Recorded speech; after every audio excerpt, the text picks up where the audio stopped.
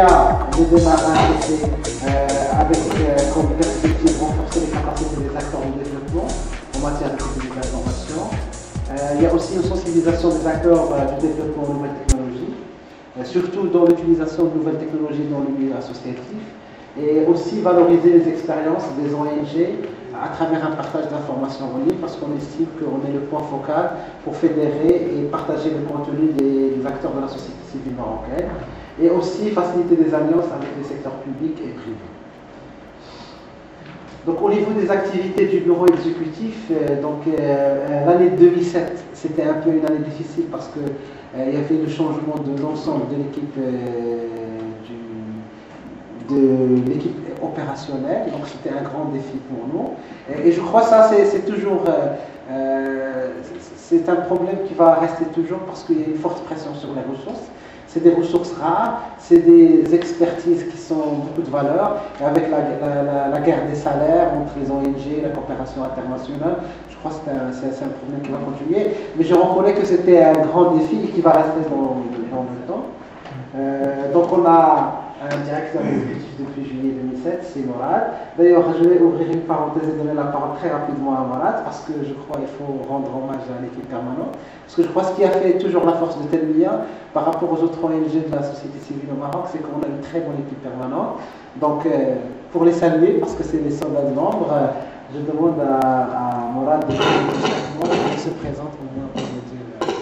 En fait, juste pour présenter l'équipe opérationnelle, on a Nordine, notre chargé de contenu, Youssef, notre responsable financier administratif, Wissam, chargé de projet avec le PNUD, Hafsa, chargé de projet qu'on a avec l'Union européenne.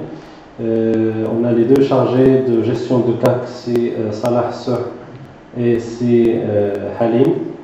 Et on a aussi deux stagiaires qui travaillent avec nous, c'est Mohamed et Saïd, où est-ce qu'il est? Voilà. Et Saïd. Et bien sûr, on a fidélisé un ensemble de jeunes qui travaillent aussi avec nous, qui représentent les clubs de podcasteurs de Tmara et Saleh, qui sont aussi parmi nous. C'est Abrahim, on a Sed Ilah, on a Sofiane, me voilà. En fait, ceux qui détiennent les caméras, c'est Merci. Je pense que cet hommage est très important parce que c'est ça, c'était le travail quotidien. C'est vrai, il y avait toujours le bureau pour le pilotage et le conseil, mais je crois que c'est les vrais acteurs de Telmia. Donc c'était important de leur rendre hommage. Succès, bref. Il est réparti en 4 axes.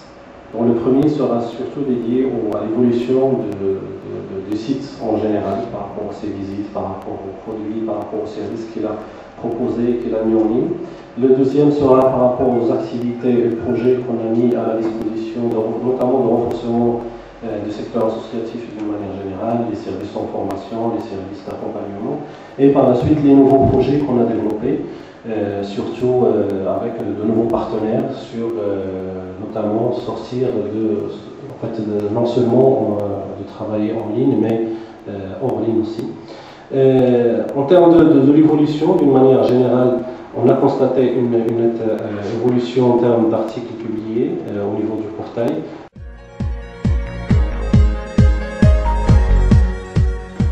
Donc je commencerai par 2007. Telmia, avec le nombre de projets, le nombre de partenaires actuellement, gère son argent à travers la mise en place de 5 comptes. Donc un 6e qui vient d'être mis en place il y a 2 mois. Donc ça, parfois, c'est par des exigences des partenaires qui exigent d'avoir des comptes propres à chaque projet. Donc ça fait un petit peu de la gestion, donc le fait de gérer 6 comptes différents, mais en même temps ça facilite un petit peu la transparence auprès de certains partenaires financiers. Donc 2007, il y avait l'ouverture de 2 comptes de plus, c'est-à-dire on avait 3 comptes jusqu'à fin 2016, 2007 on avait 2 plus et 2008 un 6e compte. Donc il faut dire aussi que l'audit que nous avons fait suit un petit peu les orientations du plan comptable associatif, même s'il n'est pas encore adopté, mais la manière dont il est présenté, la terminologie, suit un petit peu ce qui existe déjà dans le plan comptable associatif, c'est un petit peu pour anticiper et préparer l'association à l'éventuelle adoption de ce plan comptable. ديال التنميه الحقيقه بالاشعاع اللي كنت كنشوف كنعرف التنميه كنتبع عن قرب ولكن ما كنتش كنتبع الماليه ديالها فالاشعاع ديالها والعمل ديالها والعطاء ديالها من بعيد كنت كنعتقد ان الارقام غتكون كبيره واكبر بزاف من هذه المساله هذه وكنشوف هذه الارقام هذه اول مفاجاه ليا وهذه فرصه باش نهني الفريق الحقيقه اللي قام بهذا العمل وبهذه المجهودات. Ça, je pense que parmi les grands défis pour le futur bureau et membres de l'association, c'est comment protéger cet univers. Parce que je pense que, bon, ça peut être une critique pour Tanmia, on était très neutre par rapport à ce qui se passe au niveau de l'affaire Mortada, l'affaire Raji, Google Earth. Et je pense, comme on est acteur au niveau de la promotion de technologie, je pense que c'est parmi les questions auxquelles on doit répondre et se positionner parce qu'on ne peut pas promettre aux gens d'utiliser l'Internet tout en sentant qu'il y a des restrictions, il y a des risques pour ces utilisations. Je travaille pour le projet d'appui au Parlement et je suis acteur associatif. Merci. Donc c'est Ben Abdellaoui Mokhtar. مختار بن عبد اللهوي أستاذ فلسفة جامعة الحسن الثاني في الدار البيضاء.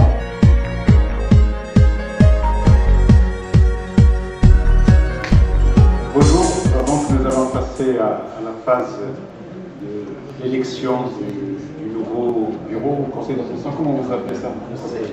Conseil d'administration. Alors donc, c'est combien de personnes? 11. Donc alors, moi je crois la procédure, ce serait peut-être que les personnes, les hommes et les femmes qui souhaitent se présenter, donc qui s'inscrivent, qu'ils annoncent leur nom, et puis on va procéder à l'élection.